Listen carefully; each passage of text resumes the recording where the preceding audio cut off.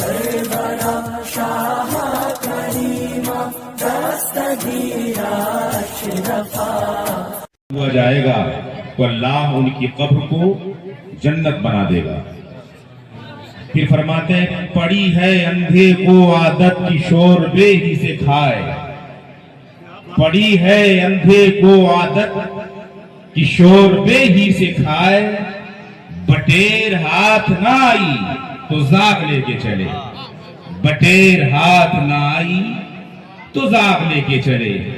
حال تو یہ ہے کہ بٹیر نہ ملے تو زاغ پر اکتفا نہیں، اسی کو بشارت سمجھتے ہیں اور رضا پر انگلی اٹھائیں۔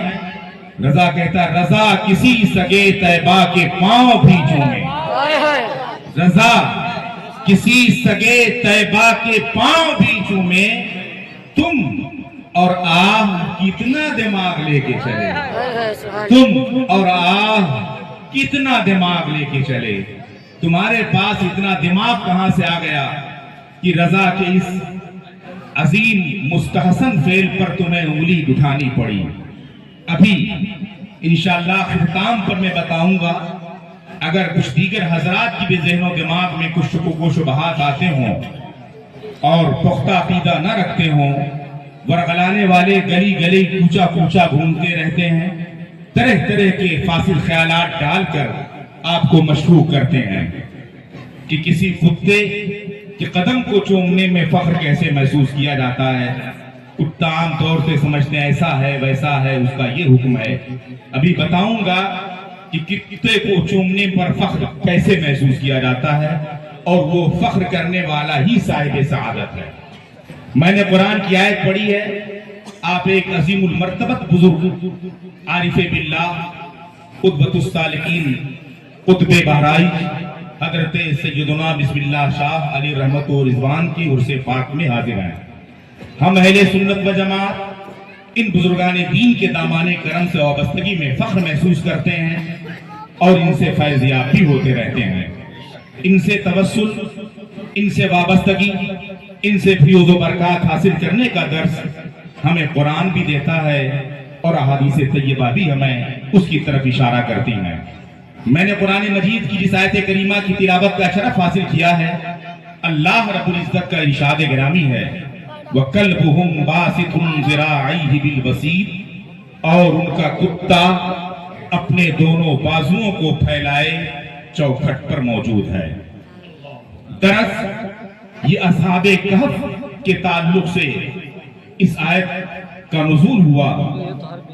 اہل انجیل حضرت عیسیٰ علیہ السلام کے دنیا سے تشریف لے جانے کے برسوں بعد اس قدر سرکش ہوئے کہ ان میں بادشاہت آتی گئی اور ان کی سرکشی اس طرح بڑھتی گئی کہ بتوں کی پرستش، اصنام کے پیچھے سجدہ کرنے میں فخر محسوس کرنے لگے۔ نوبت بینجا رسی کہ ایک جابر و ظالم بادشاہ ایک دور میں مسلط ہوا جس کا نام مفسرین دقیانوس تحریر فرماتے ہیں۔ جب وہ مسلط ہوا اس نے اس قدر ظلم و تشدد کے پہاڑ توڑنے شروع کیے کہ میرے دور میں جو بتوں اور اصنام کی پرستش نہ کرے گا اسے تہے دیکھ کر دیں گے، سولی چڑھا دیں گے، سخت سزاؤں میں مبتلا کریں گے۔ اتفاق سے جو بادشاہ اس وقت قابض تھا سلطنت پر، اس کے کچھ حاشیہ نشین حضرات اشراف سے تعلق رکھتے تھے۔ 3 لوگ اس کے دائیں طرف ہوتے تھے اور 3 مشیران اس کے بائیں طرف ہوتے تھے، جن کے مختلف نام تفاسیر کی کتابوں میں موجود ہیں۔ جب دقیانوس بادشاہ نے اعلان عام کیا کہ جو بت پرستی کی طرف مائل نہ ہوگا، میرے اس عقیدے کا حامی نہ ہوگا، اسے قتل کر دیا جائے گا، ایک شور ہوگا پھیلا پورے ملک میں۔ لوگ کچھ اس کی باتوں میں آنے لگے اور کچھ پریشانیوں کو محسوس کرنے لگے۔ اتفاق سے اس نے اپنے مشیران کو جو 3 دائیں ہوتے تھے بائیں ہوتے تھے، اشراف سے ان کا تعلق تھا، ان پر بھی اس نے زور ڈالا کہ تم بھی میرے دین پر آؤ، تمہیں بھی بت پرستی کرنی پڑے گی۔ ان حضرات نے یقین کے ساتھ یہ کہا کہ ہم بت پرستی نہیں کر سکتے، چاہے ہمیں قتل کر دیا جائے، چاہے ظلم و تشدد کے پہاڑ توڑے جائیں۔ اتفاقاً 3 حضرات جو دائیں تھے یا بائیں تھے 3 آپس میں ایک دوسرے کے دین سے آشنائی اور واقفیت نہ تھی. ان حضرات سے جب اس نے کوشش کی کہ ہمارے دین کو تسلیم کر لیں اور وہ بھی بت پرستی میں مبتلا ہو جائیں، ان حضرات نے ایک زبان ہو کر کہا تھا کہ ہم اللہ رب العزت کی بارگاہ میں سجدہ ریز ہوتے ہیں جو وحدہ لا شریک ہے. ہم دوسرے بتوں کی پرستش ہرگز نہ کریں گے. اللہ رب العزت نے اپنی طرف سے ان کے دل کو پختہ کر دیا، انہیں ہمت عطا فرمائی اور ان لوگوں نے ایک زبان ہو کر اس کے دین پر آنے سے انکار کر دیا. بادشاہ کا ظلم واضح تھا اور لوگوں نے محسوس بھی کیا کہ شاید یہ سولی پر چڑھا دیے جائیں. ان 6 حضرات نے یہ فیصلہ کیا کہ دو حضرات آپس میں ایک دوسرے کے ساتھ ہو جائیں اور یہ مشورے کر لیں کہ ہمیں کیا کرنا ہے، ہمارا دین کیا ہے. تفسیر میں موجود ہے جب دو حضرات الگ ہو کر فیصلہ کرنے لگے تو محسوس یہ ہوا کہ یہ دونوں حضرات ایک ہی دین رکھتے ہیں اور دونوں خدائے وحدہ لا شریک ہی کی عبادت کرنے والے ہیں اور اسی کی پرستش کرنے والے ہیں. ان 6 حضرات کا اس بات پر اتفاق ہوا کہ اب ہم یہاں رہنا مناسب نہیں سمجھتے، ہمیں شہر اور ملک چھوڑ دینا چاہیے اور شہر سے نکل کر شہر کے باہر ایک غار ہے، اس غار میں پناہ لے لینی چاہیے. چنانچہ اتفاق رائے سے 6 حضرات بادشاہ کی نگاہوں سے اوجھل ہو جاتے ہیں اور غار کی پناہ کے لیے اپنا سفر شروع کر دیتے ہیں. بادشاہ کے فوجی لگے ہوئے ہیں، ان کے سپاہیوں کا پہرا ہے، مگر یہ 6 اللہ کے بندے جو اللہ کے برگزیدہ بندے تھے، اللہ خود فرماتا ہے میں نے ان کے دلوں کو بندش میں ڈال دیا، بندش کر دی اور ان کے دلوں کو مضبوط کر دیا اور انہیں القا کر دیا کہ تم قوت کے ساتھ اس بادشاہ جابر کے سامنے اعلان کرو کہ ہم کسی دوسرے معبود کی عبادت ہرگز نہ کریں گے. اللہ کی طرف سے جن بندگان خدا کے دل کو مضبوط کر دیا گیا ہو وہ اللہ کے محبوب بندے ہی ہوا کرتے ہیں. وہ 6 حضرات جب باہر نکلے اور جانے لگے، تفسیر میں موجود ہے کہ ایک جگہ راستے میں ایک کتا ملا اور کتا بھی ان کے ساتھ پیچھے ہونے لگا. فَتَبِعَهُمُ الْكَلْبُ، کتا ان کے پیچھے چلنے لگا. ان حضرات نے یہ محسوس کیا کہ کتا ہمارے ساتھ جائے گا، ہم چھپ کر ایک غار میں اپنے آپ کو محفوظ کرنا چاہتے ہیں. کتوں کی خصلت یہ ہے، یہ پھونکتے ہیں، چیختے ہیں، بلا وجہ بولتے ہیں کہ ایسا نہ ہو کہ ہمارا راز فاش ہو جائے اور بادشاہ کے ہم گرفت میں آ جائیں. کتے کو ان لوگوں نے فَتَرَدُوهُ، اسے ڈانٹا، اسے بھانکا، اسے بھگانا چاہا. جب کتے کو انہوں نے بھگایا، تفسیر میں آتا ہے فَأَنْتَقَهُ اللَّهُ تَعَالَى، اللہ تعالیٰ نے اسے قوت گویائی عطا فرما دی. جس سے سمجھ میں آتا کہ اللہ اگر چاہے تو بے جان پتھر کو قوت گویائی عطا فرما دیتا ہے تو ایک کتے کو قوت گویائی عطا فرما دے تو کوئی عجب نہیں ہے. کتا بولنے لگا.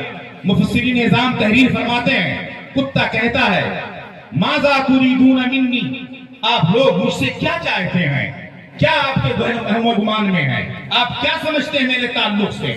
کیا آپ کا گمان یہ ہے کہ میں ایک جانور، ایک کتا ہوں جو بھونکتا ہوں، میں آپ یہاں جا کر بھونکوں گا، میری آواز بلند ہوگی اور لوگ آپ کو پالیں گے اور آپ کا پتہ جان جائیں گے اور آپ کو عذاب میں گرفتار کریں گے؟ ایسا نہیں ہے. کتا کہتا انی احب احب اللہ، میں تو وہ کتا ہوں کہ اللہ کے محبوب بندوں سے میں محبت کرتا ہوں. میں بھوکوں گا نہیں، میں تو آپ کی اطاعت و فرما برداری کے لیے جا رہا ہوں، میں آپ کی حفاظت کا سامان بننے جا رہا ہوں. مسلمانوں، ایک کتا اگر یہ محسوس کر لے کہ اللہ کے محبوبوں سے محبت کرنی چاہیے تو جو اشرف المخلوقات بننے کا دعویٰ کر کے بھی اللہ کے محبوب بندوں کی گستاخی کرے وہ کتے سے کہیں زیادہ بدتر ہے. اسی لیے کہا جاتا ہے کہ مسلمانوں، پڑی ہے اندھے کو عادت کی شور بے ہی سے کھائے، بٹیر ہاتھ نہ آئی تو زاغ لے کے جلے. ایک کتا درس عبرت دیتا ہے. میں اللہ کے محبوب بندوں سے محبت کرتا ہوں، ان محبوب بندوں نے اسے اپنے ساتھ کر لیا. آپ دیکھیں جب غار کے اندر 6 حضرات پہنچتے ہیں، کتا غار کے دروازے پر اپنے دونوں بازوؤں کے ذریعہ بیٹھ جاتا ہے اور کہتا ہے آپ لوگ نامو، آپ سوئیں، انی احرسکم، بے شک میں آپ سب کی حفاظت کروں گا، میں بھوکوں گا نہیں، عبادت کروں گا. ایک کتا اللہ کے محبوب بندوں کی حفاظت کے لیے غار کے دروازے پہ بیٹھا ہے. اللہ ارشاد فرماتا ہے وَكَلْبُهُمْ بَاسِطٌ ذِرَاعَيْهِ بِالْوَسِيرِ، اصحاب کہف کا کتا اپنے بازوؤں کو پھیلائے ہوئے غار کے دروازے پر چوکھٹ پر بیٹھا ہوا ہے اور ان کی حفاظت کر رہا ہے. مسلمانوں، اب وہ غار میں سوتے ہیں. اللہ فرماتا ہے ہم نے انہیں سلا دی. اچھی نیند عطا فرما دی. غار کے اندر وہ سونے لگے, اس قدر سوئے کہ تقریباً 309 سال تک وہ غار کے اندر سوتے رہے. قرآن فرماتا ہے وَلَبِثُوا فِي كَهْفِهِمْ 300 سنین وازدادوا تسعا. وہ میرے محبوب بندے جو صحابہ کہف کی شکل میں غار کے اندر گئے تھے, 309 سال تک اس میں وہ سوتے رہے. 309 سال تک اللہ نے نیند عطا فرما دی. آپ غور کریں, آپ کہیں باہر رہیں اور آپ کچھ گھنٹے بیٹھ جائیں, کبھی بارش آ جائے آپ پریشان ہوں گے, کبھی دھوپ کی تپش تیز ہو جائے آپ پریشان ہوں گے, زہریلی ہوائیں چلنے لگے آپ پریشان ہوں گے. مگر اللہ جسے عمدہ نیند سلاتا ہے, پوری دنیا مل کر اسے بال برابر ایذا نہیں پہنچا سکتی ہے. اللہ اس کا محافظ ہوتا ہے. خدا ارشاد فرماتا ہے اے بندو, اگر تمہیں یہ خیال میں ہو کہ میں نے غار کے اندر کھلے آسمان کے نیچے انہیں سلایا تھا تو 309 سال تک وہ کیسے سوتے رہے, کیسے آرام میں رہے, تو اللہ فرماتا ہے وَتَرَى الشَّمْسَ إِذَا طَلَعَتْ تَزَاوَرُ عَنْ كَهْفِهِمْ ذَاتَ الْيَمِينِ. تم سورج کو دیکھو گے, جب سورج طلوع ہوتا تھا تو ان سے دائیں کٹ جاتا تھا. وَإِذَا غَرَبَتْ تَقْرِضُهُمْ ذَاتَ الشِّمَالِ, اور جب وہ ڈوبتا تھا تو ان سے بائیں کٹ جاتا تھا. وَهُمْ فِي فَجْوَةٍ مِّنْهُ, وہ میدان کھلے میدان میں آرام فرما تھے. ذَلِكَ مِنْ آیَاتِ اللَّهِ, اور یہ اللہ کی نشانیوں میں سے ہے. اور کما قال اللہ تبارک و تعالی, حضرات اللہ فرماتا ہے میری قدرت یہ تھی کہ جب ان بندوں کو میں نے سلایا تھا, جب سورج طلوع ہوتا تھا میرے حکم سے ان سے دائیں پھرتا تھا, جب سورج ڈوبتا تھا میرے حکم سے ان سے بائیں پھرتا تھا. سورج کی تپش انہیں پریشان نہیں کرتی تھی, میں نے انہیں آرام دیا ہے. اچھی ہوائیں انہیں ملتی تھی, آرام ملتا تھا, سایہ ملتا تھا, آرام سے وہ تشریف فرما تھے, سوتے تھے. جس سے سمجھ میں آتا ہے جو اللہ کے محبوب بندے ہوتے ہیں اللہ ان کے لیے سورج کا راستہ بھی بدل دیتا ہے, نظام قدرت میں تبدیلیاں فرما دیتا ہے. ان کی عظمت بتانے کے لیے یہ ثابت کر دیتا ہے کہ بندو ان سے مانگ کر دیکھو, میں تو انہیں اس قدر عظمت بخشتا ہوں کہ سورج کے راستے کو تبدیل کر دیتا ہوں. تم پریشان ہو کر ان کے دامن سے وابستہ ہوگے, یہ عرض کریں گے میں تمہاری ساری پریشانیاں دور کر دوں گا. بہت خوب, اللہ اکبر, یا رسول اللہ, زندہ باد, زندہ باد, زندہ باد. اس سے سمجھ میں آتا ہے ہم اہل سنت و جماعت کا عقیدہ مستحکم ہے, قرآنی ہے, ایمانی ہے, فرقانی ہے. اس سے ہٹ کر جو ہیں وہ نار جہنم کے سزاوار اور مستحق ہیں. وہ کبھی سدھر نہیں سکتے, کبھی کامیابی نہیں پا سکتے اگر اسی عقیدے پر وہ قائم رہے. اگر قائم نہ رہے اللہ توفیق بخش دے, اس پہ آ جائیں تو اگر ہمارے اس حق عقیدے پر ہمارے ساتھ آتے ہیں ان کے فیضان سے بھی معمور ہوں گے اور اللہ دنیا میں بھی انہیں عزت بخشے گا. ورنہ یہی حال ہوگا تیرا کھائیں تیرے غلاموں سے الجھیں, تیرا کھائیں تیرے غلاموں سے الجھیں. ہے ممکن عجب کھانے غرانے والے, کھاتے بھی ہیں اور غراتے بھی ہیں. مسلمانوں, اور اس کتے کو اللہ نے, وقت کم ہے میں تفصیل میں نہ جا کر ان حضرات کو وقت دینا چاہتا ہوں کہ اس کتے کا حال یہ ہے 309 سال تک یہ حضرات رہے. تفسیر میں آئے وہ کروٹیں بھی بدلتے رہے. ایک تفسیر میں ہے سال میں 1 بار کروٹ بدلتے, ایک تفسیر میں سال میں 2 بار کروٹیں بدلتے. کتا بھی 309 سال تک وہ حضرات سوئے ہیں.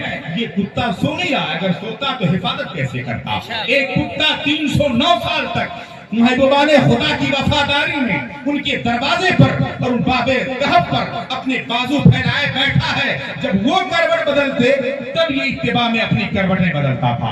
اس کی اتباع یہ بتاتی ہے کہ جب تک جو میرا آقا ہے وہ کروٹ نہ بدلے ہم کروٹ نہیں بدل سکتے. اللہ کے محبوب بندوں کے راستے سے ہٹ نہیں سکتے. جو وہ کریں گے انہی کی پیروی میں کروں گا. وہ بھی اسی وقت کروٹیں بدلتا جب وہ محبوب بندے کروٹیں بدلتے تھے. تو اللہ نے فرمایا کہ ان کا کتا ان کے دروازے پر باب غار پر بیٹھا ہوا ہے اپنے دونوں بازوؤں کو پھیلائے ہوئے. ان کو تو یہ نعمتیں ملی, 309 سال تک وہ سوئے رہے, پھر بیدار ہوئے. بیدار ہونے کے بعد بادشاہ نیک ملا, اس نیک بادشاہ سے ملاقات ہوئی, اس کو انہوں نے معاملہ بتایا, اپنی جگہ پر جانشینی کی, جا کے لیٹ گئے, آرام فرما ہو گئے اور انہیں قبر اور مزار بنا دیا گیا اور اس کے دروازے پر مسجد کی تعمیر کر کے یہ ثابت کیا گیا کہ جو اہل ایمان, اہل عقیدت ہیں, اہل سنت و جماعت ہیں وہ انہی پر عمل کرتے کہتے ہیں کہ بزرگان دین جہاں تشریف فرما ہوتے ہیں ان کی تشریف آوری ان سے برکت لینے اور غلامی کے لیے ہوتی ہے، ان کے دروازوں پر مسجد کی تعمیر خدا کی عبادت کے لیے ہوتی ہے۔ ہم مشرک نہیں ہیں، ہم قبر پوجتے نہیں ہیں، ہم سر ہم دل یہاں جھکاتے ہیں اور سر اللہ کی بارگاہ میں جھکاتے ہیں۔ شاہی کی تعمیر کی گئی اور اس کتے کو اللہ رب العزت یا رسول اللہ، بہت ماشاءاللہ خوب۔ اس کتے کو اللہ نے یہ عظمت بخشی کہ مفسرین کا اس بات پر اتفاق ہے جو بتانا چاہتا ہوں، ایک کتا اگر محبوبان خدا کا وفادار بن جائے، ان کی برکتوں سے محفوظ ہو جائے، ان کا متبع پیروکار ہو جائے، تو اس کتے کو اللہ یہ عظمت بخشتا ہے کہ کل جب لوگ جنت میں جائیں گے، جہنم میں جانے لگیں گے حساب و کتاب کے بنیاد پر، تو اللہ اس کتے کو ان محبوبان خدا سے محبت، ان کی وفاداری، ان کی غلامی کے بنیاد پر جنت میں داخل فرما دے گا۔ اور ایک شخص بنام باوری شیزا رادے درگاہ ہے، بدنصیب ہے، اس کے بدن میں اللہ